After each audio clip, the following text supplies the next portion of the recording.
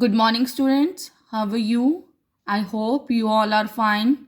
I am Nidhika, your SST teacher, grade 8th. Today I am going to deliver a lecture on chapter 16th. The chapter name is the Judiciary. Whenever we use the judiciary word in Hindi, it is recognized with Nyayapalika, where we have to find justice. The judiciary is the third branch of the government. It is recognized with the third branch. Its main function is to protect the rights of the citizen. Basically, the main motive of this function is to protect the rights of the citizen. Which one right are fundamental rights? It consists of 3 levels. Which one levels? First is recognized with the Supreme Court. Second is High Court and third is Subordinate Court. Firstly, I explain you about the Supreme Court. It is the highest court of the Indian judiciary. It is the highest court. It is recognized with the highest court of the Indian judiciary. मतलब भारतीय न्यायपालिका या भारतीय न्यायपालिका का सबसे highest court है. It is the third branch of the central government. It is also recognised with the third branch of the central government. It is located in Delhi. Basically यह कहाँ पे है? In Delhi. Its judgements are binding.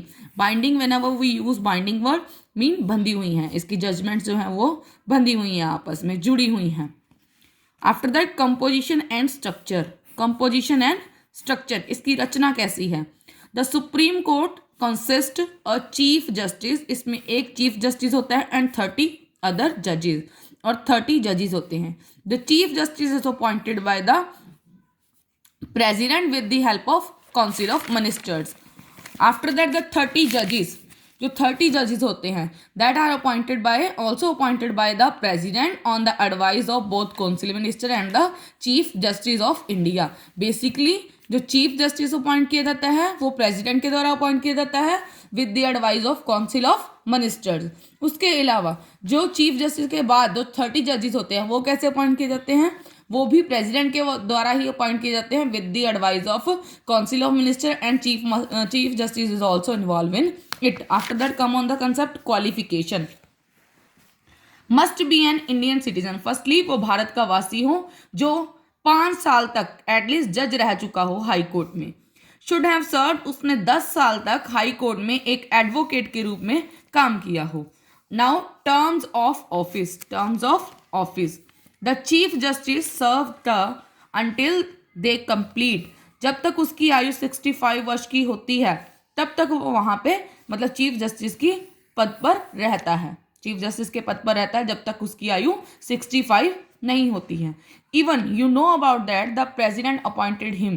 President उसको appoint करता है, but जब वो chief justice बन जाता है तो उस समय प्रेसिडेंट के पास भी उतनी पावर नहीं होती है कि वो उसको टर्मिनेटेड कर सके, मतलब उसको उसके पद से हटा सके. इन विच टाइम ही रिमूव हिम?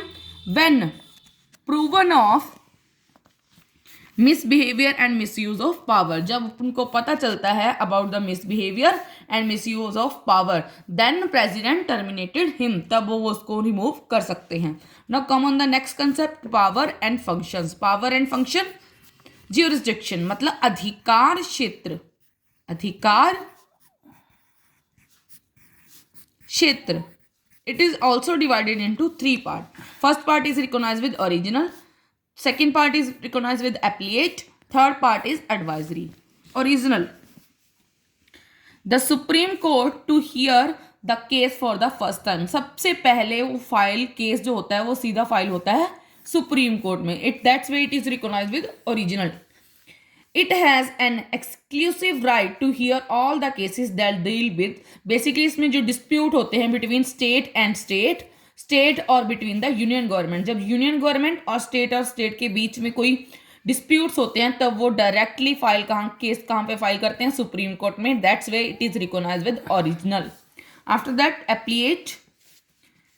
जब किसी को अपील की जाती है, refers to the right of the supreme court to hear case already deposit of by high court. Refers to the right मतलब जैसे एक केस हाई कोर्ट में फाइल किया हुआ है, तो हाई कोर्ट इटसेल्फ, समटाइम ऐसा होता है कि high court itself refer to the case to supreme court में भेज देते हैं। समटाइम कई बार ऐसी कंडीशंस होती हैं जब उनको लगता है, समटाइम ऐसी कंडीशंस होती हैं जब उनको लगता है कि उनको सही मात्रा में न्याय नहीं मिल रहा है लोगों को, जब उनको लगता है कि उनका फैसला उनके अधिकार में नहीं है, उनके हक में नहीं है, देन वो हाई कोर्ट से सुप्रीम कोर्ट में केस फाइल करते हैं। That's way it is recognised with एप्लीएट।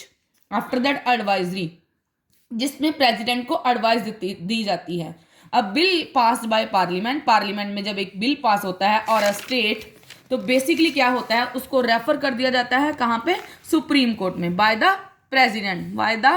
President before signing से पहले। The reason behind it before signing क्यों भेजा जाता है, बिफोर साइनिंग इसलिए भेजा जाता है क्योंकि जब उसमें कोई लॉ इम्प्लीमेशन होती है, जब लॉ इम्प्लीमेंट किया जाता है, मतलब तो जब उनको लगता है कि ये हमारे लिए अच्छा नहीं है, तो बेसिकली वो क्या करते हैं, उसको बिना साइनिंग के वहां पे भेज देते हैं सुप्रीम कोर्ट में। अगर साइन किया हुआ हो तो उसमें कोई चेंजेस नहीं किए जा सकते। दैट्स वे उसको किस तरीके से भेजा जाता है, before signing.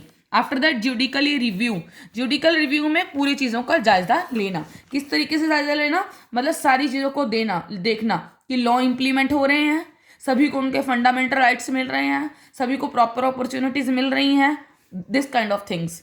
After that court of record, this is also recognise with court of record. इसको कोर्ट ऑफ रिकॉर्ड के नाम से भी जाना जाता है। Supreme court is also a function of court of record, जहां पे रिकॉर्ड रखा जाता है कि किस तरीके से केस आया, किस तरीके से किसने फाइल किया, क्या एक्शन लिया गया, क्या उसको सजा, all the things are involve in it.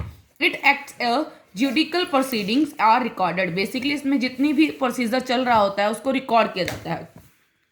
It has, इसके पास पावर होती है किसी को भी फाइन करने की, दंड देने की, कोई भी सजा होती है वो फाइन भी कर सकते हैं, किसी को जेल में भी डाल सकते हैं, किसी को जेल से रिलीज भी कर सकते हैं। बेसिकली जो रिटर्न रिकॉर्ड होते हैं उनके, वो हेल्प करते हैं फ्यूचर में, कि फ्यूचर में अगर किसी के बारे में जानना है कि ये केस क्यों आया था, कैसे फाइल किया गया था, all the things are recorded in it.